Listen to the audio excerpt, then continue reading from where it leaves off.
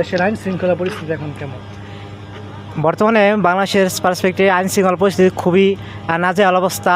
এরপরে বাংলাদেশের সাধারণ জনগণ রাজনৈতিক ব্যক্তিদের উপর থেকে আস্থা হারিয়ে ফেলেছে এবং তাদের প্রতি অনাস্থা সৃষ্টি হয়েছে, যার ফলে পরবর্তী নির্বাচনে এরার বিরূপ প্রভাব ফেলতে পারে। পুলিশের উপর মানুষের আস্থা কেমন?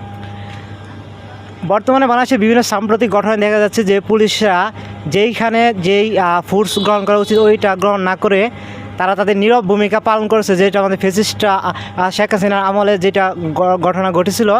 বর্তমানে তাদের প্রয়োজনীয় কোনো পদক্ষেপ বাংলাদেশে এখন বর্তমান ইন্টারিম গভর্নমেন্ট থাকা সত্ত্বেও কোনো প্রয়োগ হচ্ছে না। এলাকার মধ্যে মাদক, সন্ত্রাস, চাঁদাবাজ এগুলোর প্রভাব কেমন? বাংলাদেশ সরকার, বাংলাদেশ ইন্টারিম গভর্নমেন্ট সরকার যেই প্রায় এক বছর ধরে যেই পদক্ষেপ নিয়েছে এর মধ্যে আমরা দৃষ্টান্তমূলক কোনো পদক্ষেপ দেখতে পাচ্ছি না, যার ফলে আমাদের প্রায় শহরাঞ্চলে, উপজেলায়, জেলায়, গ্রামাঞ্চলে মাদকের বিস্তার আরও বহুল পরিমাণে বেড়ে গিয়েছে। এরপরে আমি আশা করি ইন্টারিম গভর্নমেন্টের খুব দ্রুত সম্ভব